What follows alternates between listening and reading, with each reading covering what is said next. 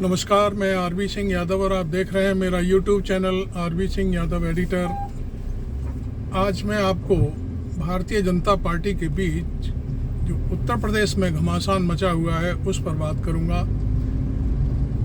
एक चिट्ठी ने तूफान खड़ा कर दिया है।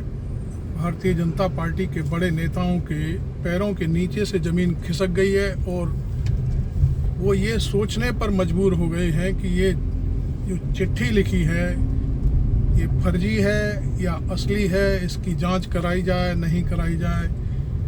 लेकिन इस मामले में असली जो बात है वो सामने आई है कि भाई ये आखिरकार दो नेताओं के बीच में ये लेटर बम का जैसा युद्ध कैसे छोड़ा जा रहा है।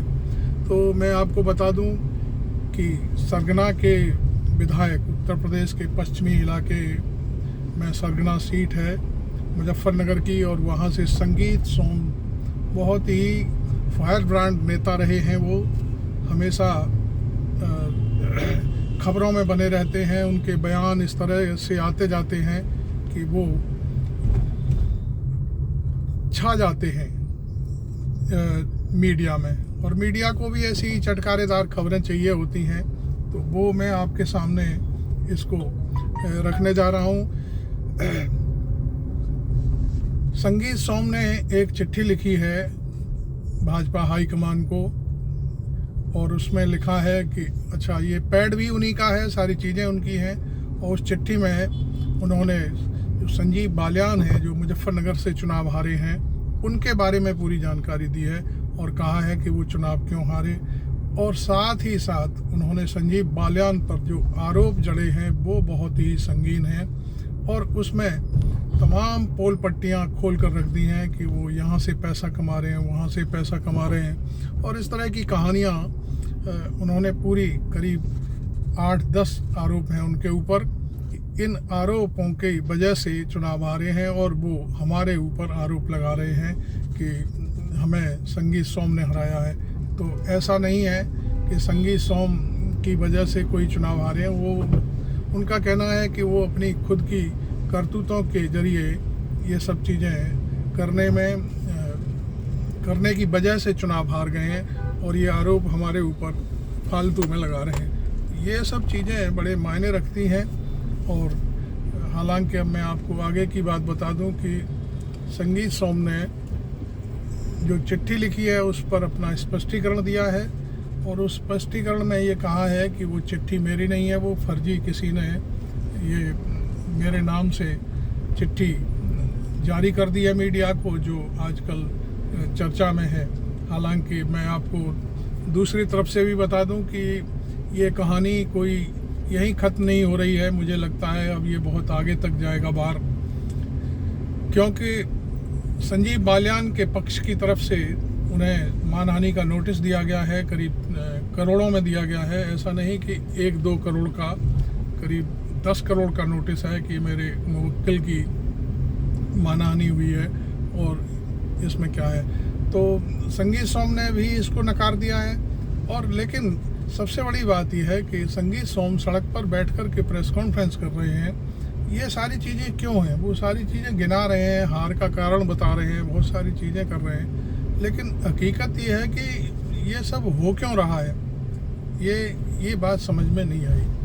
और मैं समझता हूँ कि ये जो प्रेस कॉन्फ्रेंस हुई है उसमें एक वीडियो वायरल हो रहा है बहुत ज़बरदस्त है। जिस तरह से संगीत सोम के नाम से ये चिट्ठी वायरल हो रही है मीडिया में, उसी टाइप से ये वीडियो भी वायरल हो रहा है कि वो सड़क पर बाकायदे प्रेस कॉन्फ्रेंस कर रहे हैं, और एक आदमी आता है, वो पूरे दस्तावेज टाइप इनको देता है इसी टाइप के, और उनको वो फिर शायद पीछे से वो प्रेस को भी जारी कर देता है। तो ये सारी कहानियाँ निकल कर के सामने आ रही हैं।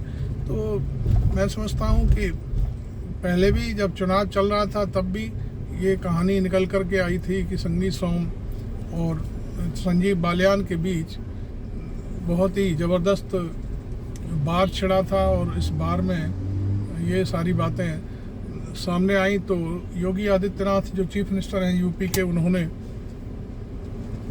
इस मामले को सुलझाने की कोशिश करी थी, और अभी भी मैं समझता हूँ कि भारतीय जनता पार्टी हाईकमान इस मामले में पूरी तरह से यह सोच रही है, देख रही है और निर्देश भी दे रही है कि ये लेटर बम और इस तरह की जो बातें चल रही हैं ख़त्म की जाएं। हालांकि नरेंद्र मोदी का भी एक बयान आया है, उन्होंने भी कहा है कि लोग आपस में मिलजुल कर रहे हैं, इस तरह की बातें ना करें। अब सवाल उठता है कि चलिए हम तो ये जो चीज़ें वायरल हो रही हैं वो आपको सुना रहे हैं, लेकिन कांग्रेस ने इसको पूरी तरह से गंभीरता से लिया है और उन्होंने कहा है कि नरेंद्र मोदी की ईडी कहाँ है, क्योंकि उसमें लेटर में यहाँ तक लिखा है कि 800 बीघा ज़मीन, 600 बीघा और एक 200 बीघा ज़मीन उत्तर प्रदेश में ली हुई है और बताते हैं कि ऑस्ट्रेलिया में भी बहुत सारी ज़मीनें दूसरों के नाम खरीदी गई हैं। इस तरह के आरोप हैं। और एक कोई इनका श्री राम के नाम से जो खाद बिकता है वो उसका सैंपल फेल हो जाने के बाद भी वो बिकता रहा। तो ये सारी चीज़ें हैं।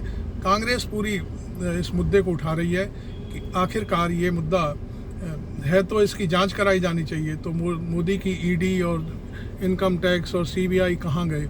आपने मेरा चैनल अभी तक सब्सक्राइब नहीं किया है तो ज़रूर कर लें और इस मुद्दे पर आप अपनी बात खुल कर के रखें कि भारतीय जनता पार्टी की चुनाव क्यों हारी है, उसके पीछे क्या कारण है, आपसी मतभेद हैं, गुटबाजी है या जो कुछ भी है, आप लिख सकते हैं। और आपको ये वीडियो कैसा लगा आप ज़रूर लिखें और मैं फिर अगला वीडियो लेकर के आपके सामने हाजिर हूँगा।